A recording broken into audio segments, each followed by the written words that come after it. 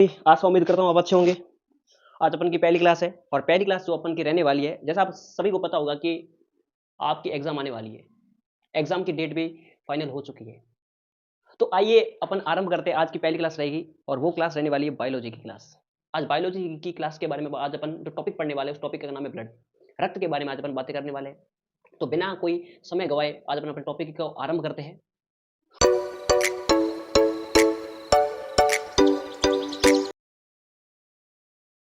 सारा जो लेक्चर रहेगा ये एनसीईआरटी बेस्ड रहेगा सारा लेक्चर। बायोलॉजी का जो लेवल है वो कहीं का भी आ सकता है, 9th 10th का भी आ सकता है और 11th 12th का भी आ सकता है। तो बेसिकली जो ये लेक्चर रहेगा ये एनसीईआरटी के ऊपर रहेगा। अपन स्टार्ट करने वाले सबसे पहला लेक्चर। आइए आरंभ करते हैं और आरंभ करेंगे। सबसे पहले अपन जो पढ़ने वाले वो पढ़ने वाले ब्लड के बारे में। तो आइए सबसे पहले अपन डिस्कस करेंगे रक्त के बारे में, ब्लड के बारे में कि आखिर में रक्त क्या होता है, कैसे काम करता है शरीर के अंदर, उसके बारे में अपन डिस्कस करने वाले हैं। तो आइए आरंभ है प्रचंड। देखिए भाई साहब, सबसे पहले जो अपन टॉपिक पढ़ रहे हैं उस टॉपिक का नाम है ब्लड। उस टॉपिक का नाम है ब्लड, खून। खून यानी हिंदी में आप बोलोगे रक्त। किसके बारे में पढ़ने वाले हैं? रक्त के बारे में पढ़ने वाले हैं। अब सर पहली बात कि रक्त क्या है, मुझे एक बात बताओ कि मुझे अगर किसी से मेरी अगर बात कहनी है, मुझे अगर किसी से मुझे कोई अपनी बात कहनी है तो बात करने के लिए मैं क्या लगाऊंगा? फोन लगाऊंगा।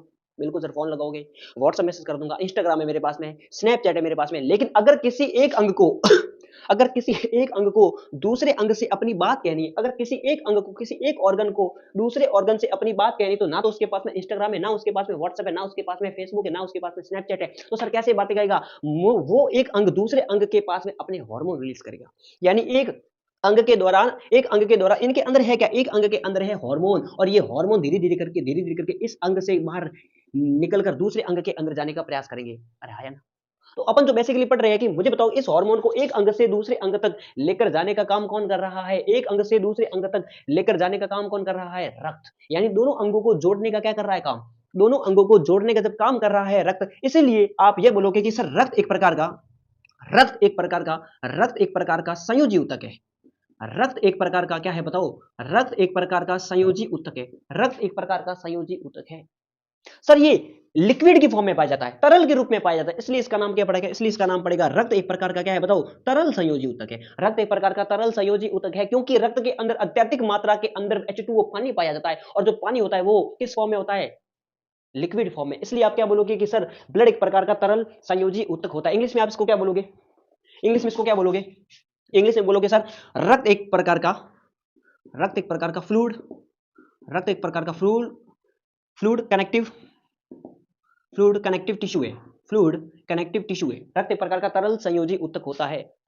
अब जो रक्त है आपके बॉडी के अंदर, रक्त जोड़ने का क्या कर रहा है? काम कर रहा है सर। बिल्कुल सर, जोड़ने का काम कर रहा है।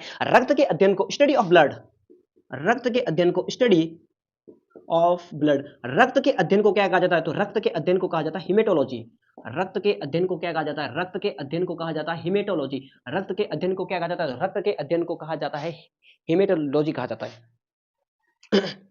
अब देखिए, जो आपके पास में रक्त है, प्रत्येक व्यक्ति के अंदर, हर एक व्यक्ति के अंदर, प्रत्येक व्यक्ति के अंदर रुधिर की कितनी मात्रा होती है? तो ध्यान रखोगे हर एक व्यक्ति के अंदर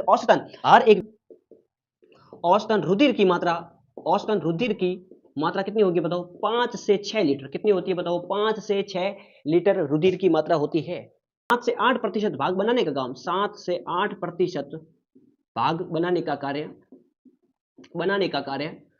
कार्य किसके द्वारा किया जाएगा? रक्त के द्वारा किया जाएगा। किसके द्वारा किया जाएगा? रक्त के द्वारा किया जाएगा। रक्त के द्वारा किया जाता है। इतनी बातें आपको पता चली।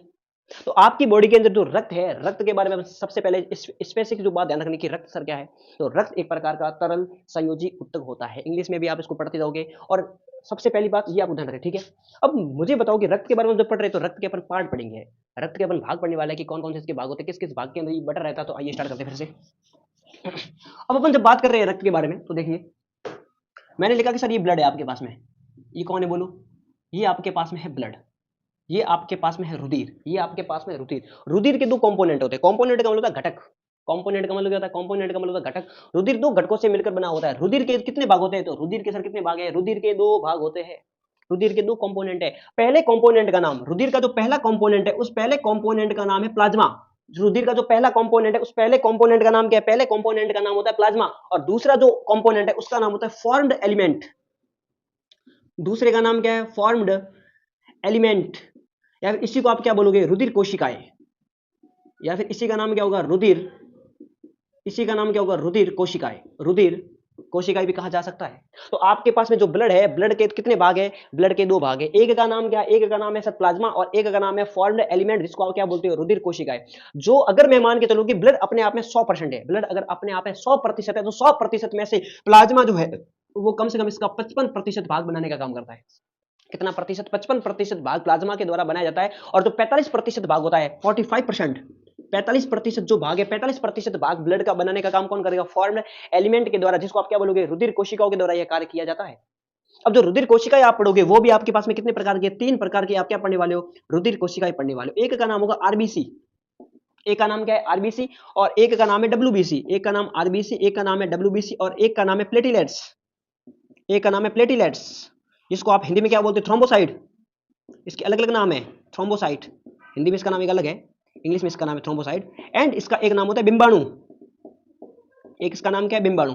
तो आपके पास में इतनी बातें आपको ध्यान में रखनी। सबसे पहली बात, ये सब अपन पढ़ क्या रहे, अपन पढ़ रहे हैं ब्लड के बारे में। ब्लड के कितने कंपोनेंट है, ब्लड कितने भागों से मिलकर बना हुआ है, ब्लड 2 भागों से मिलकर बना हुआ है। सबसे पहले का नाम क्या है, प्लाज्मा कितना प्रतिशत भाग बनाता है, 55%। उसके बाद में फॉर्म्ड एलिमेंट, जिसको बोलते हैं रुधिर कोशिका, कितना प्रतिशत भाग बनाती है, 45%। इसके भी कितने कंपोनेंट, इसके भी सिर्फ 3 घटक है, जिसका एक का नाम क्या है, आरबीसी, एक का नाम क्या है, डब्ल्यूबीसी, और एक का नाम क्या होता है, प्लेटिलेट, जिसको आप क्या बोलोगे, थ्रोम्बोसाइट, और इसी को आप क्या बोलते हैं, बिंबाणु। अब जो प्लाज्मा होता है सर, जो ये प्लाज्मा है, ये प्लाज्मा है, इस प्लाज्मा जो है, यह प्लाज्मा क्या है सर, ये प्लाज्मा हल्का पीला रंग का, इसका जो रंग होता है प्लाज्मा का, प्लाज्मा का रंग कैसा होता है, तो प्लाज्मा का रंग कैसा होता है, हल्का पीला। प्लाज्मा का रंग कैसा होता है, हल्का पीला। और ये किस अवस्था में, यानी इसका जो पीएच कैसा होता है, क्षारीय। क्षारीय में भी कैसा पीएच इसका होता है, पीएच इसका कैसा होता है, हल्का क्षारीय।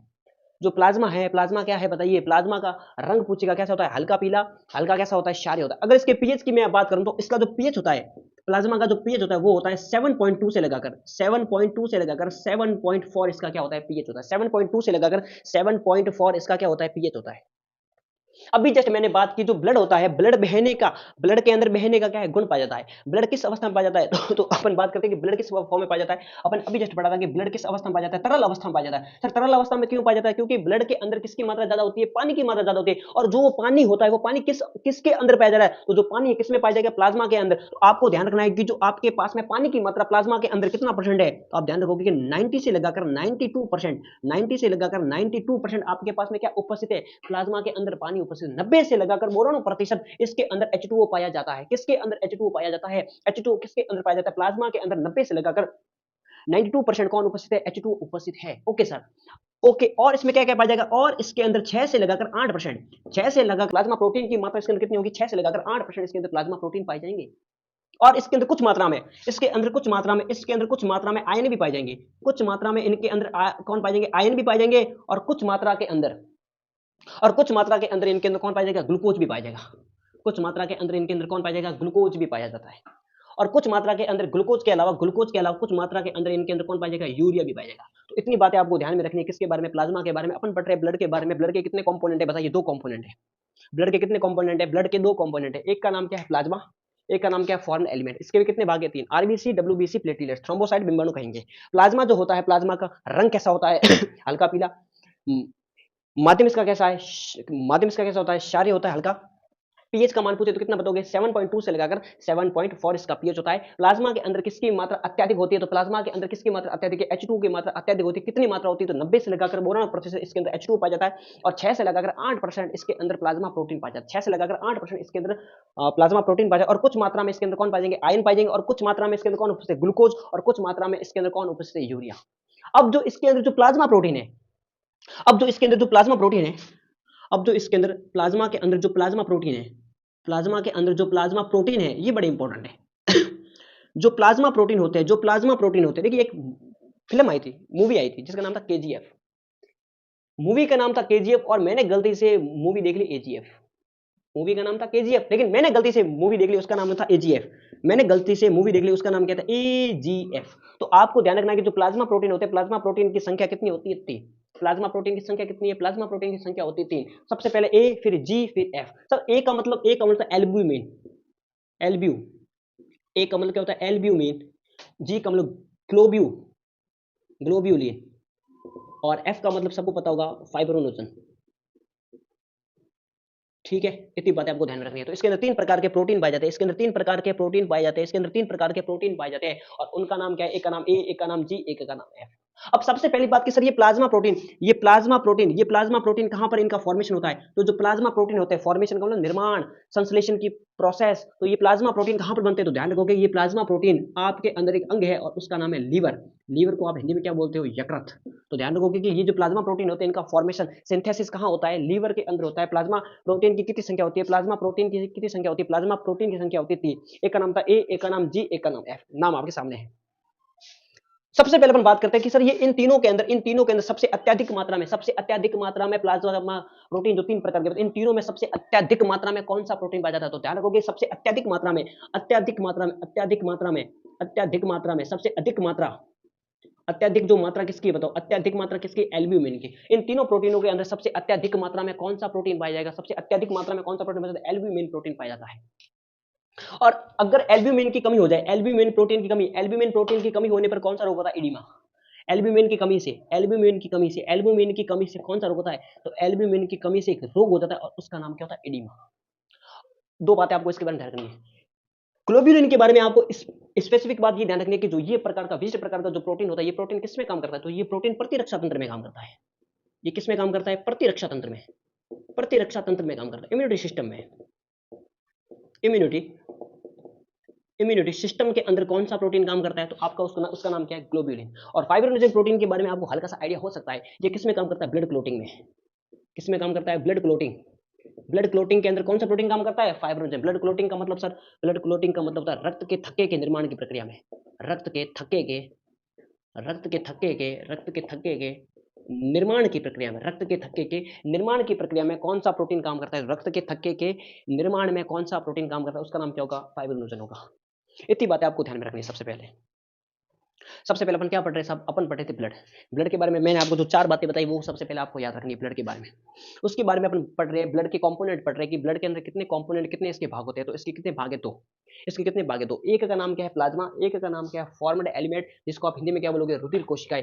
यह जो प्लाज्मा होता है यह रक्त का कितना प्रतिशत भाग बनाने का काम करता है? 55%। और जो आपके पास में फॉर्म एलिमेंट होते हैं यह रक्त का कितना प्रतिशत भाग बनाते हैं? 45%। फॉर्म जो एलिमेंट होते हैं उसके भी आगे जाकर 3 कंपोनेंट है, 3 घटक है। एक का नाम क्या होता है? आरबीसी, एक का नाम होता है डब्ल्यूबीसी और एक का नाम होता है प्लेटिलेट, जिसको बोलते हैं थ्रोम्बोसाइट, जिसी का नाम क्या है? बिंबाणु। और उसके बाद में जो आपके पास में प्लाज्मा है, प्लाज्मा के अंदर, प्लाज्मा के बारे में सबसे पहले पूछेगा इसका रंग पूछ सकता है। तो आपको ध्यान रखना जो इसका रंग कैसा होता है? हल्का पीला होता है। मध्यम इसका कैसा होता है? क्षारीय हल्का। पीएच का मान पूछेगा कितना होता है? 7.2 से लगाकर 7.4 इसका पीएच है। और H2 की मात्रा इसके अंदर कितनी होती है? 90 से लगाकर 92% इसके अंदर H2 पाया जाता है। और अब बात करते हैं इसके अंदर प्लाज्मा प्रोटीन की मात्रा कितनी होती है? 6 से लगाकर 8% इसके अंदर प्लाज्मा प्रोटीन पाया जाता है। और कुछ मात्रा में इसके अंदर कौन पाएंगे? आयरन। और कुछ मात्रा में कौन होगा? ग्लूकोज का फॉर्मूला भी आपको ध्यान रखना है, C6H12O6। और ग्लूकोज क्या है? ग्लूकोज एक प्रकार का कार्बोहाइड्रेट है। होता है, ठीक है सर। और कुछ मात्रा के अंदर इसके अंदर कौन पाएगा? यूरिया भी पाया जाएगा। अब प्लाज्मा प्रोटीन की मैं बात करता हूं। प्लाज्मा प्रोटीन जो होते हैं, प्लाज्मा प्रोटीन का संश्लेषण आपके शरीर के अंदर कहां होता है? तो प्लाज्मा प्रोटीन आपके बॉडी में किस अंग में बनते हैं? उसका नाम है यकृत, जिसको इंग्लिश में क्या बोलते हैं? लीवर। प्लाज्मा प्रोटीन कुछ कितने प्रकार के होते हैं? 3 प्रकार के प्लाज्मा प्रोटीन होते हैं। एक का नाम क्या होता है? ए, एक का नाम जी, एक का नाम एफ। एक का मतलब क्या बोलोगे? एल्ब्यूमिन। जी का मतलब क्या बोलोगे? ग्लोब्यूलिन। और एफ का मतलब क्या बोलोगे? फाइब्रोनेक्टिन। तो ये 3 प्रकार के प्रोटीन होते हैं। एल्ब्यूमिन जो प्रोटीन होता है, इन तीनों के अंदर सबसे अत्यधिक मात्रा में कौन सा प्रोटीन पाया जाता है? एल्ब्यूमिन पाया जाता है। और अगर एल्ब्यूमिन की कमी से कौन सा रोग होता है? एडिमा। ये बात आपको ध्यान रखनी है।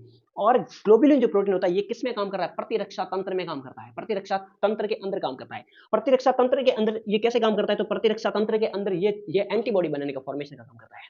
तो ग्लोब्यूलिन के द्वारा एंटीबॉडी का फॉर्मेशन, किसका फॉर्मेशन?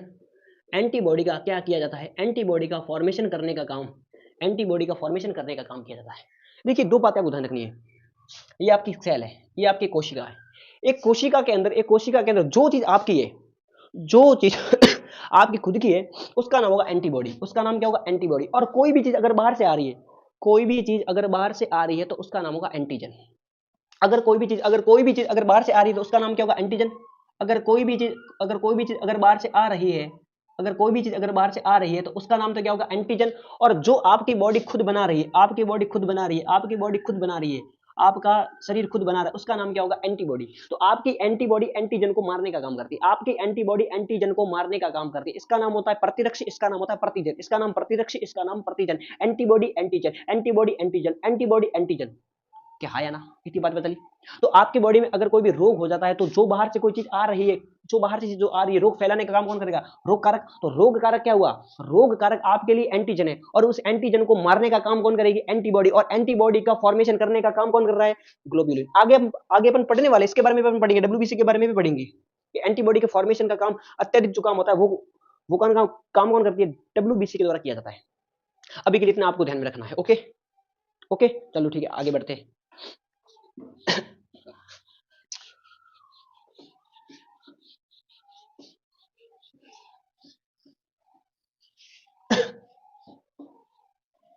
चलो, ये आज के आपका पहला वीडियो था। इस पहले वीडियो के अंदर अपने बेसिकली जो बातें स्टार्ट की, किसके बारे में पढ़ा? अपने ब्लड के बारे में। आगे के लेक्चर के अंदर अपन बेसिकली किसके बारे में पढ़ेंगे? सबसे पहले अपन पढ़ेंगे आरबीसी के बारे में, सेकंड अपन पढ़ेंगे डब्ल्यूबीसी के बारे में, फिर अपन पढ़ेंगे थोड़ा बहुत प्लेटलेट्स के बारे में, फिर अपन पढ़ेंगे ह्यूमन हार्ट के बारे में। ग्रुप पढ़ने वाले हैं अपन, अलग अलग प्रकार के ब्लड ग्रुप जो आते हैं उनके बारे में अपन पढ़ेंगे, बहुत सारे लेक्चर इसके ऊपर बनेंगे। तो आइए आगे अपन बढ़ते हैं। और कल का जो लेक्चर बनेगा वो केवल और केवल आरबीसी के ऊपर आएगा। केवल कल का जो वीडियो शूट होने वाला है वो केवल और केवल किसके ऊपर होगा? आरबीसी के ऊपर होगा। तो थैंक्स ऑफ लॉट, आप ध्यान रखिए और पढ़ते रहिए। नमस्कार।